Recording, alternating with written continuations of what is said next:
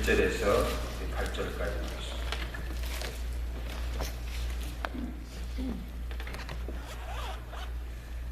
가이사라에 고넬료라 하는 사람이 있으니 이달리아 부데라 하는 군대의 백부장이라. 그가 전번하여 공사하도록 하나님을 경외하며 백성을 많이 구제하고 하나님의 항상 기도하더니 하루는 제90쯤 되어 환장 중에 밝히 보매 하나님의 사자가 들어와 이르되 고넬료야 하니 고넬료가 주목하여 보고 두려워 이르되 주여 무슨 일입니까? 천사가 이르되 네의 기도와 방패가 하나님 앞에 상달되어 기억에 전가가 되었으니 내가 지금 사람들을 요파에 보내어 베드로라 하는 시몬을 청하라.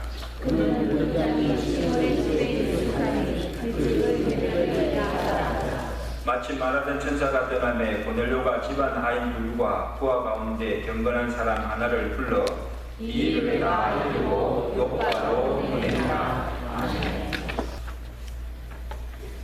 세상에는 균형이 잘 맞아야 되는 일이 참 많습니다. 균형이란 말이 영어로는 밸런스가 돼요. 라틴어 원어로는 밸런스, 비슷하죠. 밸런스라는 말인데 이는 저울에 사용하는 두 접시를 의미합니다.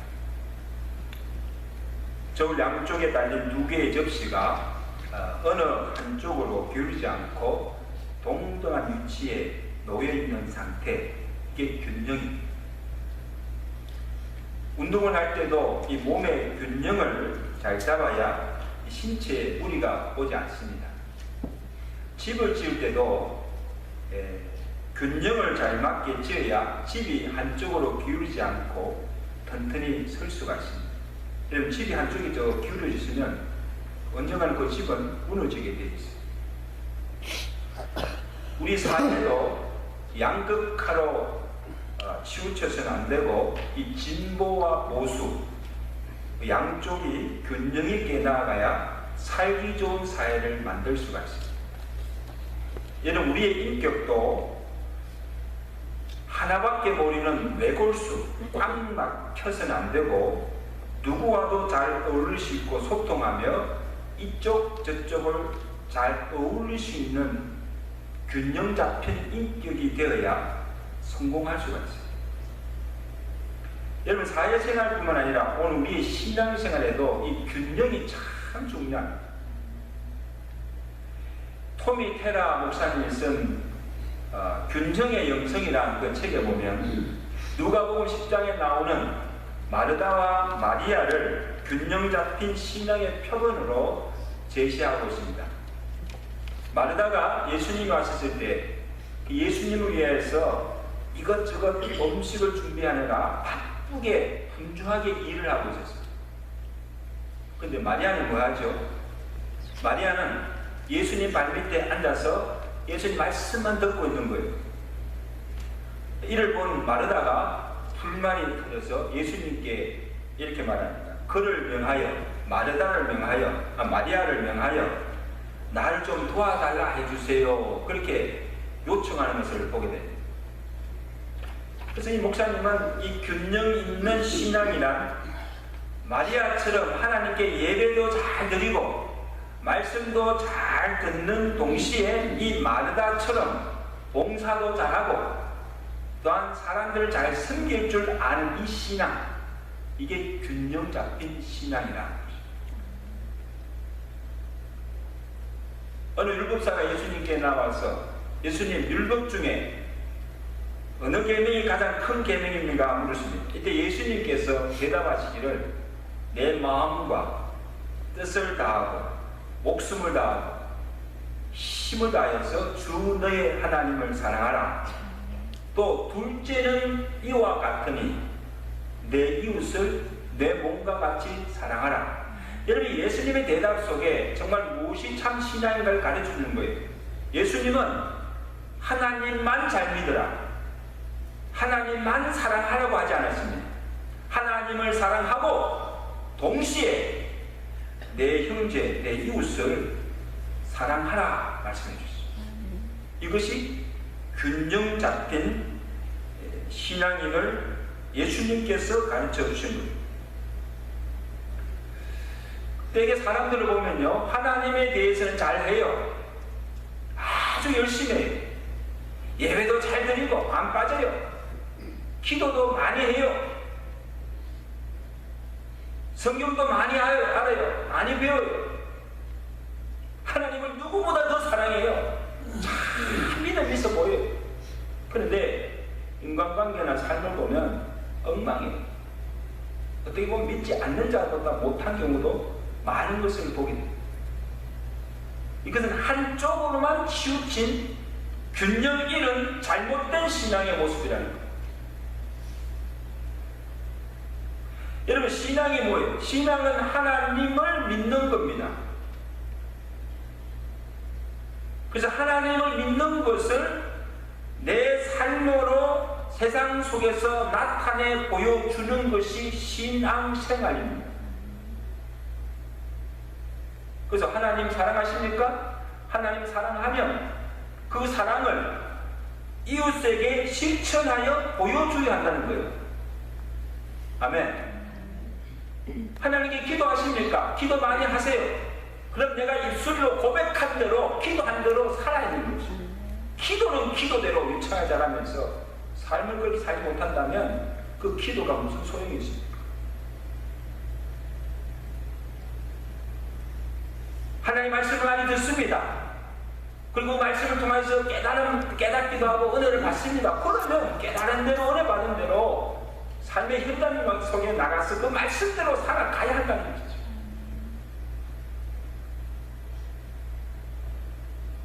여러분, 오늘 본문에 소개되는 고넬로의 신앙이 신앙과 삶이 일치하는 균형 잡힌 신앙인의 모습을 우리에게 보여준 것입니다. 오늘 이 말씀을 통해서 오늘 저와 여러분들이 우리 신앙을 점검하며 내 신앙이 한쪽에 기울어진 그런 잘못된 신앙이 아닌가를 살펴보면서 정말 고넬로 같은 균형 잡힌 신앙인들이 되시길 주님께 축원합니다. 여러분, 고넬로가 어떤 사람입니까? 1절에 보시면, 자, 1절 말씀 우리 다 같이 보겠습니다. 시작. 가이사라에 고넬로라 하는 사람이 있으니 이달리아 부대라 하는 군대의 백부장이라. 자, 이 고넬로가 당시 로마 군대 백부장으로 100명의 군사를 거느리는 군대의 백부장으로, 또한 집에 그의 임의로 부리는 종들도 많이 거느린 높은 지위와 권세를 가진 자입니다.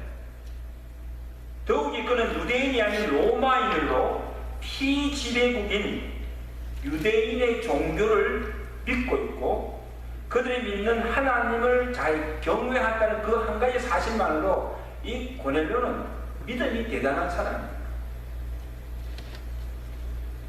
2절에 보시면 구체적인 그의 신앙의 면모가 어떠한지를 보여주고 있는데, 우리 2절 말씀 나아가시십니다. 시작. 그가 경건하여 온 시간과 뜻으로 하나님을 경외하며 백성을 많이 구제하고 하나님께 항상 기도하는 이 고넬로의 그 신앙의 한 단면을 그대로 지금 보여주고 있는 거예요.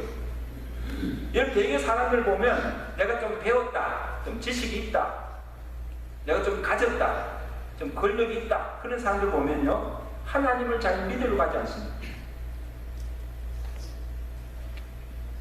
근데 이 고넬로를 보시면 다른 사람들과 달리 겸손하였습니다. 지위도 있고 권세도 있고 참 하나님을 가셨음에도 불구하고 참 겸손하여, 그래서 하나님을 경외하면서 또 그는 늘 하나님께 기도하면서 경건하게 살았다는 사실이에요. 아마 우리가 어떻게 신앙생활을 내가 보진 않았지만 안식일마다 대당에 나가서 예배도 잘 드렸어요. 하나님께 기도도 많이 하고, 그리고 주의 일에도 열심히 하였고, 또한 남을 돕고 구제하는 일에도 힘을 썼습니다. 여러분, 사실 이 정도 하는 것도 쉬운 일이 아니에요. 이 정도 신앙생활 하는 것도 쉬운 일이 아니에요. 바쁜 세상 가운데서 할 일도 많은데 어떻게 이렇게 일을 할 수 있겠습니까? 그러나 내가 아무리 잘 믿는다고 하고 내가 주의 일을 많이 한다고 하여도 하나님께서 보실 때에 내 선행이나 믿음이 인정받지 못하면 아무 소용이 없는 거예요.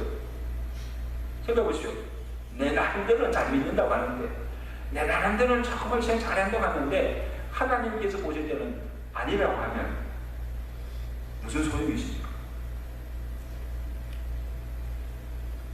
그럼 오늘 고넬료의 신앙이 참으에게 본이 되는 것은 하나님께 먼저 그의 삶이나 믿음이 옳다 인정함을 받았다는 사람, 하나님께서 인정해 주셨다는 거예요. 하나님이 그의 경건과 기도와 구제와 선행을 기쁘게 받으셨다는 사실. 할렐루야. 4절 보십시오. 4절 말씀. 다 같이 시작. 천사가 이르되 내 기도와 구제가 하나님 앞에 상달되어 기억하신 바가 되었으니. 제가 구절을 잘못 읽었습니까? 4절 맞잖아요. 앞전부터 자자자자자자 시작. 고넬료가 주목하여 보고 두려워하는데 주여 무슨 일입니까? 천사가 이르되 내 기도와 구제가 하나님 앞에 상달되어 기억하신 바가 되었다. 여기서 중요한 말이 내 기도와 구제가, 신앙과 삶이 하나님 앞에 어떻게 상달되었다. 이 말, 하나님께 올라가서 하나님께서 그것을 받으셨다는 거예요.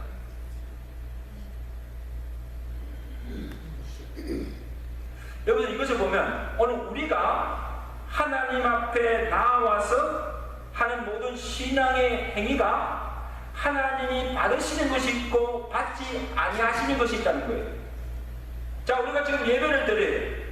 이 예배도 모든 예배를 다 하나님께서 헌량하시는 것이 아니라는 거예요. 모든 예배가 다 하나님께 영광 돌리는 예배가 아니라는 사실이에요. 창세기에 보시면 가인과 아벨이 하나님께 제사를 드렸어요. 근데 하나님께서 제사 드리시면 하나님이 두 사람이 다 제사를 받으셔야 되지 않습니까? 근데 하나님께서 아벨의 제사는 기쁘게 받으시고 가인의 제사는 받지 않으셨다고 하셨죠. 여러분, 하나님이 받으시는 예배가 어떤 예배입니까? 요한복음 4장에 하나님은 영이시니 예배하는 자가 신령과 진정으로 예배할지니라. 하나님은 예배를 받으신데 어떤 예배? 따라서 신령과 진정으로 예배할지니라. 이 말씀은 형식적인 예배가 아니고 습관적으로 나오는 예배가 아니고 우리의 몸과 마음과 정성을 다해서 신령과 진정으로 온전한 예배를 드리는 그 예배를 하나님께서 받으시고 은혜를 베풀어 주시는 것입니다. 그러면 우리가 예배를 드릴 때 그냥 아무렇게 정성 없이 드려서는 안 돼요. 아, 오늘 주일이 되었으니까 나가서 예배 드려야지. 때우는 식의 예배를 드려서는 안 된다는 거예요. 기도도 마찬가지예요.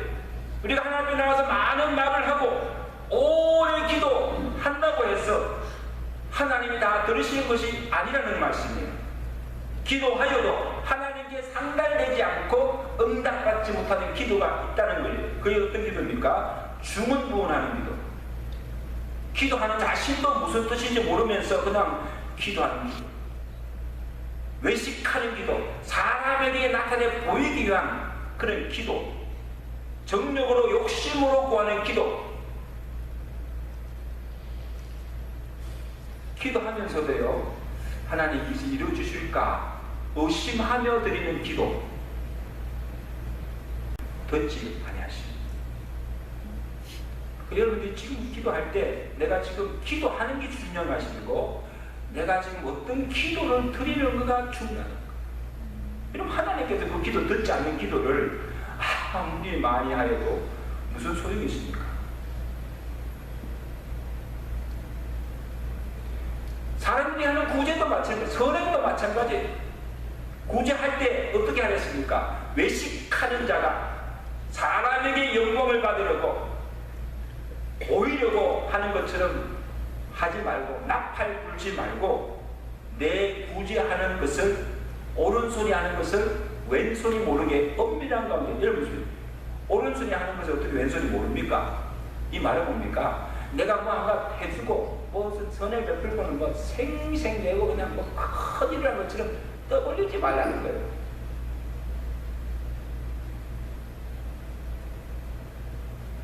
그럼 오늘 저와 여러분들이 정말 조심할 것은 우리가 하나님 앞에 나와서 하는 모든 행위, 예배가 형식적이 되어서는 안 돼요. 기도나 구제나 선행이 외식이 되어서는 안 돼요. 정말 하나님이 기뻐 받으시고 하나님 앞에 옳다 인정함을 받을 수 있는 것이 되어야 될 줄로 믿습니다. 아멘. 그래서 저는 여러분들이 작정하십시오. 내가 한 번의 예배를 드리더라도 정말 하나님이 기뻐 헌당하시는 예배를 드리시길 바랍니다. 한마디의 기도를 하더라도 그 기도가 하나님께 상달되고 하나님께서 들으시는 기도를 드리시길 바랍니다. 한 번의 헌신을 하더라도 주께서 연락하시는 받으시는 헌신이 되시기를 주님께 축원합니다. 그래서 하나님 앞에서 행하는 모든 경건과 신앙의 행위가 하나님께 옳다 인정함을 받을 수 있는 믿음의 종들이 되시기를 주님께 축원합니다. 그렇지 아니하면 우리 모든 신앙이 잘못됐다는 사실을 기억하십시오. 고넬료의 신앙은 하나님께도 옳다 인정받았지만 또한 사람들에게도 인정함을 받고 칭송을 받았다는 사실. 오늘 우리의 경건이 참된 경건이 되고 우리의 믿음이 참 믿음이 되기 위해서는 사람과의 관계에서 그것이 증명되어져야 한다는 거예요. 어프로브가 되어야 된다는 거예요. 하나님 위해서는 뭐 예배도 잘 드리고 기도도 많이 하고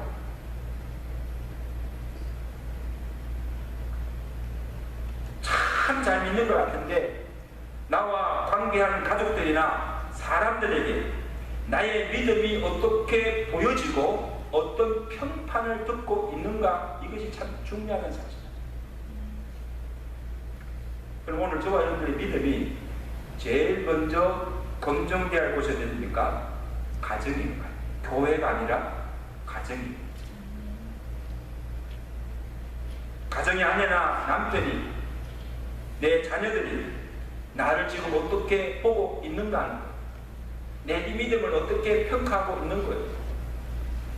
정말 가족들에게 참 믿는 자의 본을 보여주고 있는가 하는 것입니다.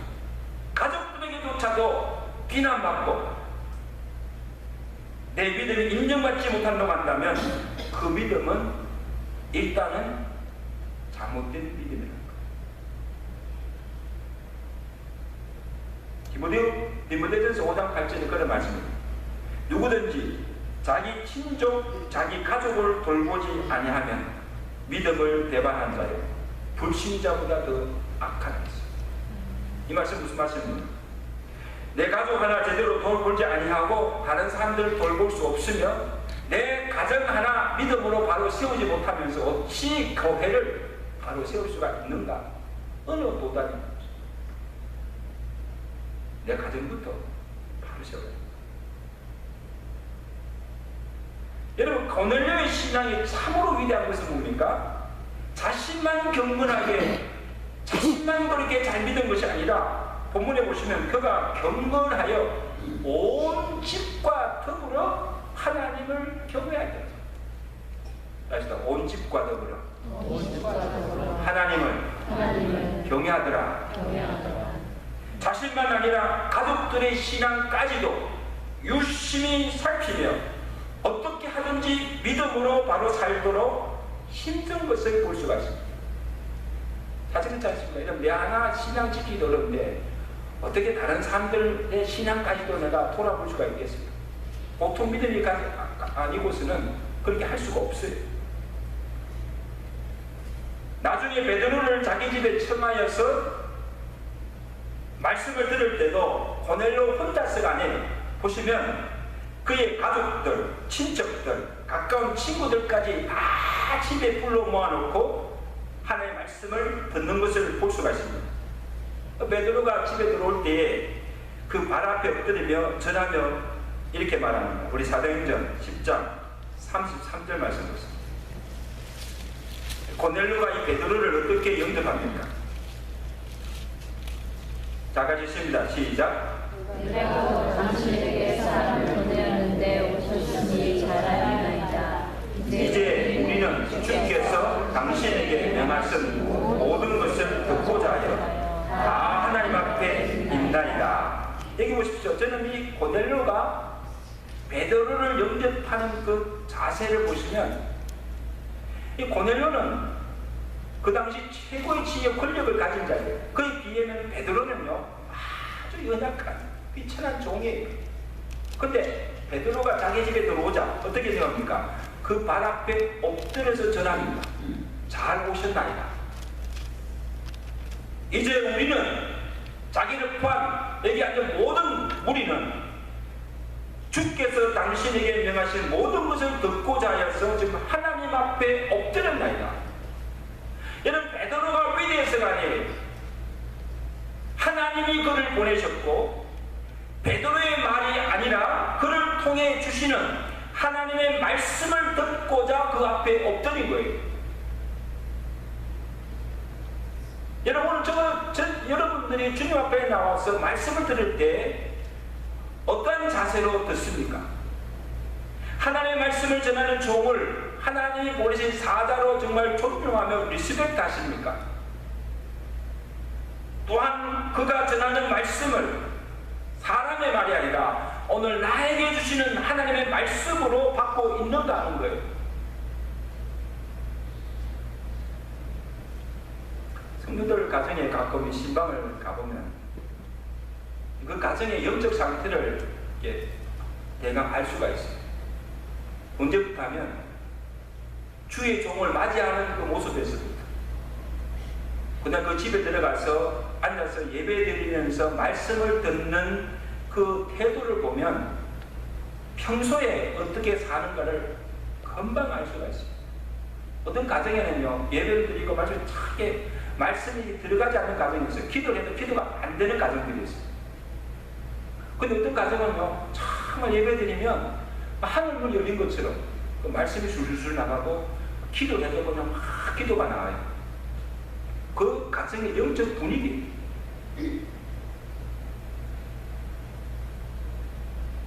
오늘 무슨 날이죠? 아버지의 날이에요. Father's Day. 옆에 인사합니다. Happy Fathers. 아버님들 오늘 아버지의 날이에요. 오늘 내가 예배 마치고 일부 예배 드렸는데 목사님 아버지 날이라면요 아버지들이 그렇게 기쁘지 않아요. 요즘 아버지들이 얼마나 불쌍한지 기가 팍 죽어가지고 가정에서 왕따당하지요. 세상 밖에 나가서도 그냥 왕따당하지요. 아버지들이 설자가 없는데 무슨 해피 파더스 됩니까?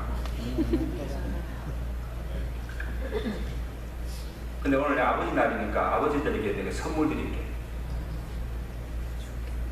아버지는 가정의 가장이잖아요. 가정의 기둥이. 그래서 참 어려운 불균기에 이 가족들을 먹여 살리는 부양할 책임이 있습니다. 근데 제가 그 말씀하고 오늘 하고 싶은 무엇보다도 아버지들은 가정의 제사장이에요. 그래서 아버지는 가정의 제사장이다. 이게 보통 사람이 아니에요. 그냥 식구들 먹여 살리는 밥벌이 하는 그런 사람이 아니라 가정의 제사장이에요. 이 가정을 하나님이 주신 가정을 믿음으로 바로 세우고 이 가족들을 신앙으로 이끌 책임이 아버지이겠다는 거예요. 그래서 아버지가 살아야 가정이 삽니다. 우리 아버지 학교는 아니지만 크게 합니다. 아버지가 살아야 그게 아버지가 살아야 가정이 삽니다. 아버지들이요. 하지만 그걸 하지 말고 아버지들이요 살아있어야 됩니다. 여러분이 죽으면 가정이 죽습니다. 여러분이 무너지면 가정이 무너지는 거예요. 여러분 오늘날 가정의 문제들, 가정의 위기가 어디서부터 옵니까? 여러 가지 원인이 있을 수도 있고 돈 문제일 수도 있고 자녀 문제일 수도 있고 여러 가지 있지만 제가 볼 때는요 신앙의 결핍이에요. 아버지들이 흔들리는 거예요. 가정이 믿음에 바로 서 있지 못하는 거예요. 여러분 아무리 세상이 시험과 환난과 막 경제적인 어려움과 위기가 다 있다 할지라도 없는 가정 없잖아요. 근데 여러분요 믿음만 있으면 그 가정이 믿음에 바로 서 있으면 믿음으로 극복하지 못할 문제가 없는 줄로 믿습니다. 네. 부부 관계, 자녀 문제, 어떤 세상의 풍파도 믿음 있으면 믿음으로 이깁니다. 믿음으로 가정을 지킬 수가 있습니다. 근데 믿음을 잃어버리면 가정이 다 무너지는, 부부 관계도 깨어지는 거죠. 여러분 꼭 기억하십시오. 아버지들이요 믿음으로 바로 서시기를 주관에 축원합니다. 아멘. 영적으로 다시 각성하여 고넬료처럼 온 가정을 믿음으로 굳게 세우는 믿음의 가장들, 영적인 아버지 되시길 주의 간에 축원합니다. 또한 고넬료의 신앙은 가정만 아니라 그 집안에 있는 종들과 수하에 있는 부하들에게까지도 영향을 미쳤습니다. 10장 7절에 보면 고넬료가 기도 중에 환상을 본 뒤에 성령의 지도로 베드로를 청하러 그의 부하와 하인 둘을 요바에 보냈는데 거기 보시면 이 신하들, 종들도 다 경건하였다고 기록하고 있습니다. 이 종들이 베드로에게 가서 고한 말이 무엇입니까? 우리 10장 22절 다 찾았습니다. 10장 22절 고넬료가 보낸 그 종들이 베드로에게 가서 고한 말입니다. 뭐라고 말합니까? 다 같이 시작. 대답하되 백부장 고넬료는 의인이요 하나님을 경외하는 사람이다. 유대 온 족속이 그를 칭찬하더니. 여기 보십시오. 지금 고넬료 집에 있는 종입니다. 종들이 고넬료가 어떤 사람인가를 지금 소개하는데 고넬료는 의인입니다. 고넬료는 하나님을 경외하는 사람입니다. 그리고 고넬료는 온 유대 족속이 칭찬받고 있는 존경하는 사람. 여러분 이것은 지금 이 종들이 자기 주인을 잘 보이기 위해서 과장으로 하는 말도 아니고 아첨으로 하는 말도 아니에요.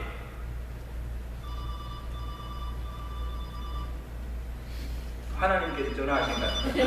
빨리 받으세요. 여러분 교회 들어올 때는 핸드폰을 끄고 들어오세요. 자 보세요. 지금 제가 무슨 이야기했죠? 자, 지금 이 고넬료가 보낸 종이 그 베드로 앞에서 고넬료를 소개하는데 이것은 하나도 과장하거나 아첨하는 말이 아니라는 거예요. 평소에 자기들이 오랫동안 섬기던 주인의 성품과 그가 경건하게 하나님 앞에 살아가는 모습과 하나님을 진실로 섬기는 삶의 모습을 본 그대로 말합니다. 거짓이 하나도 없습니다. 자기들만 아니라 가족이나 친척만 아니라 그를 아는 온 유대 족속들이 그를 칭찬하고 존경하고 있습니다. 더욱이 로마인만 아니라 로마로부터 억압과 침해를 받고 있는 유대인들조차도 그를 대적하는 자들조차도 다 그를 존경하고 칭찬하고 있다. 이 정도 하면 그가 어떤 사람인가를 알 수가 있죠. 대단한 사람. 같이 우리 저도 지금 가족들이 나를 참 좋은 아버지로 인정해 준 것도 얼마나 감사해요. 제가 아들이 제일 좋은 때는 유월 넘버 원, 이칸 제일 좋아하죠. You are number one dad in the world. 그러면 얼마나 기분 좋은지 몰라요. 가족들에게 이렇게 인정받는 것도 참 중요해요. 그래서 우리 교회에 나오는 성도들에게도 장로님, 권사님, 당신 정말 믿음 좋은 사람들에게 인정받는 것도 대단한 거죠. 근데 그거보다도요, 믿지 않는 세상의 사람들이 나를 바라볼 때, 야, 저분은 정말 목사답다. 야, 저분은 진짜 훌륭한 장로, 훌륭한 걸술이라고 칭찬받습니다. 대단한 것입니다. 아멘. 대단한 거예요. 집 고넬료가 자기 가족, 친척, 자기 집에 있는 모든 하인 종들에게까지 나아가서 로마인들, 나아가서 자기를 적대시하는 유대인들에게조차도 칭찬과 존경을 한 몸에 받고 있다는 거죠.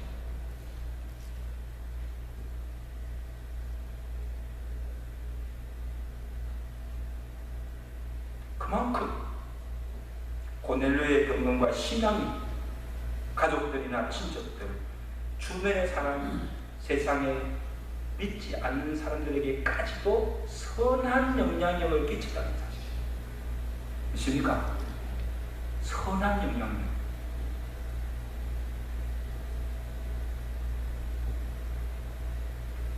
산성도 여러분, 하나님 보이지 않아요. 보이지 않는 하나님을 우리가 어떻게 사랑합니까?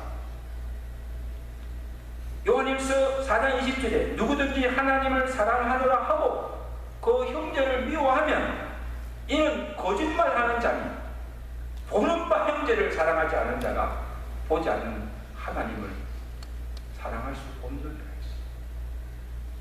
내가 하나님 사랑합니다. 말로는 잘해요. 근데 그 사랑 어떻게 알 수 있는가? 내 주변에 있는 형제를 사랑하는 것이고 하나님을 사랑하는 것이고. 믿으시면 안 돼요. 멀리 계신 하나님이 아니라 내 가까이 있는 형제들, 이웃을 사랑하는 것이고 하나님을 사랑하는 것과 같다는 말이에요. 반대로 말하면 내 눈에 보이는 가까이 있는 가족들, 가까이 있는 형제들조차도 사랑하지 않고 늘 미워하면서 적대시하면서 어떻게 하나님을 사랑한다고 하느냐? 이는 거짓말입니다. 잘못된 신앙.